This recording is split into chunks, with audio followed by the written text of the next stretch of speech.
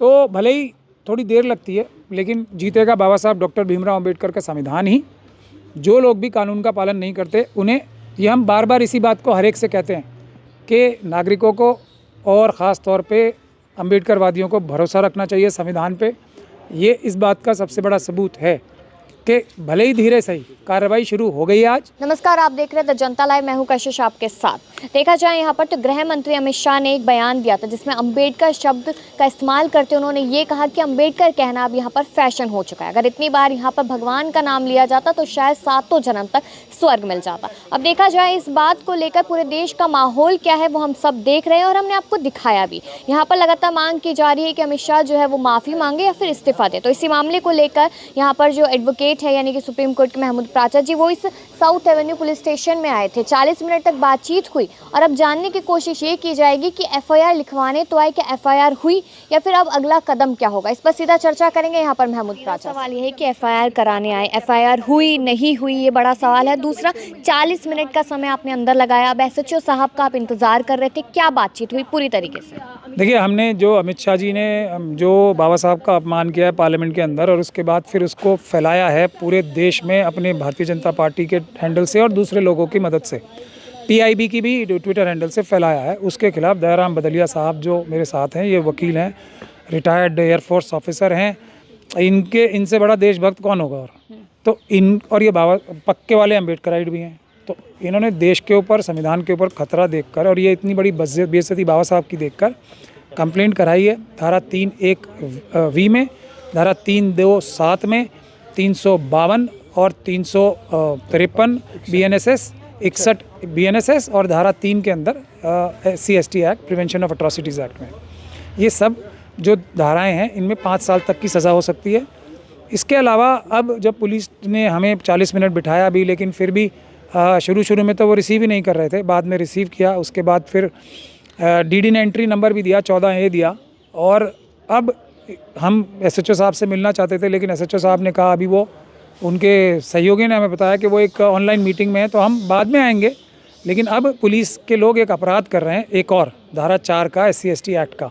वो ये है कि जैसे ही बादलिया साहब ने कंप्लेंट की SC/ST एक्ट के तहत, तो उनको FIR करके कॉपी मिलनी चाहिए, वो नहीं दी, ये अपराध है। उसके बाद तुरंत एक ACP साहब को नियुक्त किया जाना चाहिए, DCP साहब को, और जो DM साहब है इलाके के, उनको जाके बादलिया साहब को मिलना चाहिए था, वो नहीं किया। ये सब भी अब इन अधिकारियों के खिलाफ भी एक अपराध की चीज़ स्थिति बन चुकी है, वो एक अपराध कर रहे हैं सब। तो ये कागजात जो है इस पर स्टैंप लगी हुई है, तो ये स्टैंप किस लिए लगी है ये भी बता दीजिए। ये इस बात की कि हमने आधिकारिक रूप से पुलिस को ये कंप्लेंट रिसीव करा दी है। पुलिस अब इसकी तरीके से संज्ञान में है और इस पर कार्रवाई कर रही है, इसीलिए 14A हमें DD एंट्री मिली है। इससे पहले भी हम कल भी ईमेल के माध्यम से ये हम कंप्लेंट करा चुके थे। और अब जो BNSS में अमित शाह जी स्वयं चेंजेस लाए हैं, उसमें साफ तौर पे लिखा है कि कंप्लेंट ईमेल के ज़रिए भी हो सकती है और किसी भी पुलिस स्टेशन में हो सकती है, 0 FIR दर्ज। ये अमित शाह जी तो कानून लाए हैं, अब अपना कानून अपने लिए ना लगे, ऐसा तो सिर्फ मनुस्मृति के तहत होता है, अम्बेडकर जी के संविधान के तहत तो ऐसा होता नहीं। कंप्लेंट पे पुलिस स्टेशन साउथ एवेन्यू से रिसीव करके दे दी है। तो भले ही थोड़ी देर लगती है, लेकिन जीतेगा बाबा साहब डॉक्टर भीमराव अंबेडकर का संविधान ही। जो लोग भी कानून का पालन नहीं करते उन्हें, ये हम बार बार इसी बात को हर एक से कहते हैं कि नागरिकों को और ख़ास तौर पे अम्बेडकरवादियों को भरोसा रखना चाहिए संविधान पे। ये इस बात का सबसे बड़ा सबूत है कि भले ही धीरे सही कार्रवाई शुरू हो गई आज। अब SHO साहब यहाँ नहीं हैं, क्योंकि हम SHO साहब को ये बताना चाहते थे कि ये क्योंकि SC/ST एक्ट के तहत केस है, तो उन्हें तुरंत इसकी FIR करके उसकी कॉपी दयाराम बदलिया साहब को देनी चाहिए, जो अभी तक उन्होंने नहीं दी है। ये अपने आप में एक कॉग्निजेबल अपराध है, SHO साहब के खिलाफ बनता है जो, और उनके उच्च अधिकारियों के खिलाफ बनता है जो।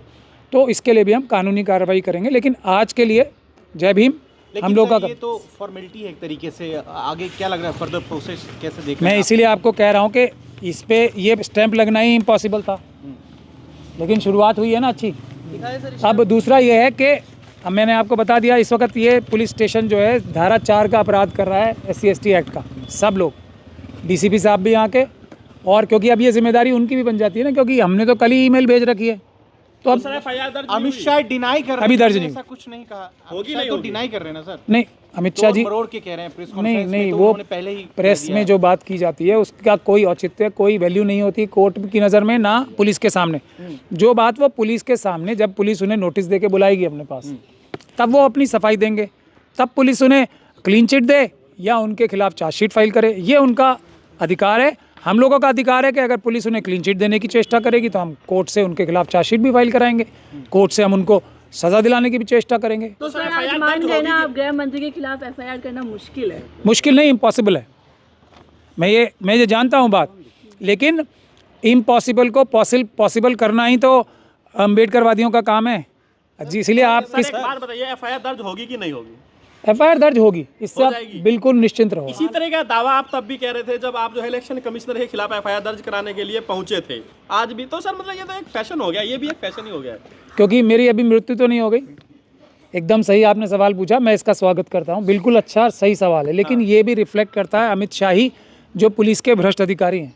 खुद अमित शाह साहब ने ये कानून बनाया है ना कि तुरंत एफआईआर करके उसकी कॉपी देनी है, नहीं दी, इसी खिलाफ लड़ रहे हैं हम। लेकिन हमने कार्रवाई की, हमने पुलिस के खिलाफ कंप्लेंट की पटियाला हाउस कोर्ट में मजिस्ट्रेट साहब के पास, उन्होंने पुलिस से एक्शन टेकन रिपोर्ट मंगा ली है, पुलिस के पास कोई जवाब नहीं है उसका।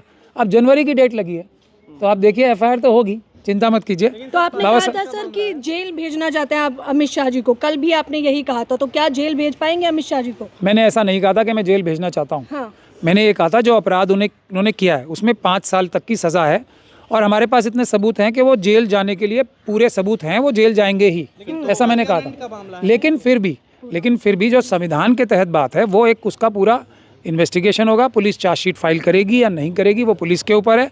उसके बाद हम अदालत के माध्यम से केस करके मुकदमा, तो फैसला तो जज साहब ने करना है ना, मैंने और बदलिया साहब ने तो करना नहीं है, ना आप लोगों ने करना है प्रेस के माध्यम से, ये तो फैसला तो कोर्ट ने करना है। कोर्ट अमित शाह जी को चाहेगी तो बरी कर देगी, और कोर्ट नहीं चाहेगी तो उनको सज़ा दे देगी। यही तो भारत का संविधान है, बाबा साहब का बनाया हुआ। लेकिन उससे पहले उन पे एफआईआर तो होनी चाहिए, एफआईआर ही नहीं होगी तो बरी का सिलसिला तो चलता ही रहेगा। बिल्कुल, ये एक मुश्किल हालात है। हम तो पहले ही कह रहे हैं, हमारे देश की सभी संस्थाएं ये मनुवादी मानसिकता के लोगों ने कॉम्प्रोमाइज़ कर दी हैं, वीक कर दी हैं, लेकिन फिर भी काम तो होगा, मुश्किल से होगा, धीरे धीरे होगा, लेकिन होगा ज़रूर। तो इसलिए आम नागरिकों को हौसला नहीं छोड़ना चाहिए। ये एक प्रक्रिया है, आज के समय में मुश्किल है, क्योंकि पर एफआईआर नहीं हुई, राहुल गांधी पर एफआईआर हो गई। वो देखिए, मैं फिर बात को आपको कह रहा हूँ, 100% सही कानून के हिसाब से काम हुआ है। राहुल जी के खिलाफ अगर झूठी भी कंप्लेंट थी तो एफआईआर दर्ज होनी चाहिए, यही तो कानून है, यही तो कानून है। लेकिन जो राहुल गांधी जी ने खड़गे जी के ऊपर हमले की और अपने ऊपर हमले की शिकायत की थी, उसकी एफआईआर दर्ज नहीं हुई, ये है मनुवादी मानसिकता। इसीलिए बाबा साहब के बारे में उनकी तिरस्कृत भरे जो शब्द आते हैं ना, जो तिरस्कार भरे शब्द आते हैं, वो इसलिए आते हैं क्योंकि मन में बाबा साहब के प्रति उनकी नफरत है, संविधान के प्रति नफरत है। वो ये चाहते हैं, क्या था मनुवाद, क्या था कि ब्राह्मण के ऊपर कोई केस नहीं हो सकता, मनुवादियों के ऊपर केस नहीं हो सकता, जो दूसरे लोगों के ऊपर केस हो सकता है, यही तो है मनुवाद। और वो आज भी मनुस्मृति के हिसाब से ही चल रहा है। ये इसका सबसे बड़ा सबूत है कि एक कानून, दोनों एक साथ कंप्लेंट करने जा रहे हैं, एक के खिलाफ होगी और दूसरे के खिलाफ नहीं होगी, यही तो मनुवाद है, इसी के लिए तो लड़ रहे हैं। लेकिन राहुल गांधी ने तो बीजेपी सांसद का सर तक फोड़ दिया। मैं यही कह रहा हूँ ना, मैंने आपको अभी क्या बोला, अमित शाह जी ने वीडियो में सब कुछ, राहुल गांधी जी का तो नज़र नहीं आ रहा ना, और इलॉजिकल भी लग रहा है उनका कि भाई वो कोई ये जाके इसलिए थोड़ी एक्सरसाइज करते हैं कि जाके वो किसी के ऊपर हमला करेंगे। मतलब राहुल गांधी जी को क्या मिल जाएगा ये हमला करके? नहीं, मैं वो बता रहा हूँ, पहले मैं इनका जवाब दे दूँ। लेकिन कर दिया, झूठा ही सही कर दिया ना, यही बात है। अब राहुल गांधी जी ने और खड़गे जी ने भी एक कंप्लेंट की, झूठी मान लेते हैं, फैसला राहुल गांधी जी ने सर फोड़ा या राहुल गांधी जी का सर फोड़ा गया, ये तो अदालत तय करेगी ना। मैंने तो अमित शाह जी के लिए भी यही बात कही है कि हम तो कंप्लेंट कर रहे हैं, बाद में फैसला बाबा साहब का तिरस्कार किया या नहीं किया, फैसला अदालत करेगी। अदालत जाएंगे आप अमित शाह के खिलाफ? 100% इस बात की मैं गारंटी देता हूँ, इस बात की मैं गारंटी देता हूँ। अगर पुलिस ने कानून का पालन नहीं किया तो ना सिर्फ हम अमित शाह जी के खिलाफ जाएंगे, बल्कि दिल्ली पुलिस के उन भ्रष्ट अधिकारियों के खिलाफ भी जाएंगे जो अमित शाह जी के दबाव में, अमित शाह जी के दबाव में ये एफआईआर नहीं कर रहे हैं, कानूनी कार्रवाई नहीं कर रहे हैं। इस देश में जज लोया बहुत हैं। ये देश चल इसलिए रहा है कि जज लोया जैसे लोग हैं अभी, और जज लोया का नाम खत्म नहीं होगा, बड़े बड़े चीफ जस्टिस का नाम खत्म हो जाएगा। बड़े बड़े चीफ जस्टिस का नाम हम लोग इतनी इज्जत से नहीं लेते जितना जज लोया का लेते हैं।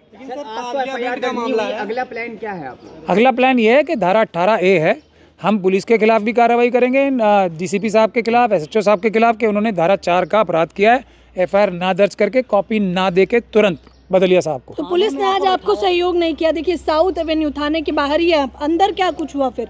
अंदर नहीं, देखिए जो इज्जत से बात की हमसे इसमें कोई शक नहीं है, लेकिन कानून का पालन जब ही किया जब हमने 112 पे कॉल की, तब तक वो रिकॉर्ड पे आ रही थी ना बात, हम तो ईमेल भी कर चुके हैं।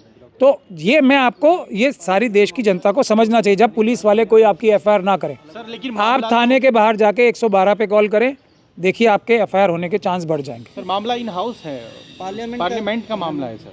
हाँ बिल्कुल, थाने में कैसे मैंने अभी आपको ये बताया ना कि ये कॉन्स्पिरेसी जो हमारी एलिगेशन है वो है कि अमित शाह जी के घर पे बैठ के कॉन्स्पिरेसी हुई थी कि बाबा साहब का अपमान किस प्रकार से वो पार्लियामेंट में बोलेंगे ताकि उनके खिलाफ एक्शन ना हो, और किस प्रकार से उनके जो सहयोगी हैं बीजेपी ने खुद अपने ट्विटर हैंडल से इसको पूरी की पूरी उनकी स्पीच जो हमने कंप्लेंट में लगाई है, हमने काट के नहीं लगाई है, पूरी स्पीच लगाई है, वो उन्होंने बीजेपी ने अपने ट्विटर हैंडल से, फिर उन्होंने पीआईबी से भी कराई है। वो जो बदतमीज़ी वाला जो अमित शाह जी का तिरस्कार करने वाला बाबा साहब का वो वीडियो लगाया है, उसके बाद उसका लंबा वाला वर्जन लगाया है, लेकिन वो वीडियो लगा के उसको बार बार लोगों को, करोड़ों लोगों को दिखाने का काम पीआईबी ने भी किया है और भारतीय जनता पार्टी के बहुत सारे लोगों ने किया, Bharatiya Janata party as party भी किया। अमित शाह जी के द्वारा क्या सिर्फ साजिश रची गई थी या रेकी भी करवाई गई थी कि जो अम्बेडकरवादी हैं या महमूद प्रासा जैसे वकील हैं वे लोग खामोश बैठ जाएंगे, शांत बैठेंगे? नहीं, ये तो उनकी गलतफहमी है, रेकी तो वो इस गलतफहमी में तो नहीं है। ये तो म्यूचुअल प्रेम है दोनों का, अमित शाह जी और मेरा, बीजेपी और आरएसएस का म्यूचुअल प्रेम है। मुझे हर केस से, हर जगह से वो मतलब मिटाना चाहते हैं, हटाना चाहते हैं, मतलब मैं हट जाऊं किस तरीके से, ऐसे हटा दो, तो ये हर जगह करते हैं वो। लेकिन ये गलतफहमी वो नहीं पालते हैं कि अम्बेडकरवादी दब जाएंगे। ना बाबा साहब डॉक्टर भीमराव अम्बेडकर दबे थे पूरी दुनिया से, ना अम्बेडकरवादी दबे। तो आपने सुना यहाँ पर महमूद प्राचा जी ने क्या कुछ कहा, आपने जिस तरीके से उन्होंने बताया साफ तौर पे कि इतनी देर तक अंदर बिठाए रखा लेकिन उसके बावजूद भी एफआईआर नहीं होती है। अब जो अमित शाह यहाँ पर एक कानून लेकर आएगा, अगर उस कानून के तहत भी कार्रवाई नहीं होगी तो बड़े सवाल तो यहाँ पर बनते हैं। अपनी राय इस मुद्दे पर ज़रूर दीजिएगा कि क्या समझे आप लोग, कि क्या यहाँ पर ये कहना, अम्बेडकर कहना क्या सच में फैशन है या फिर नहीं। इस पर अपनी राय दीजिएगा और देखते रहिए द जनता लाइव।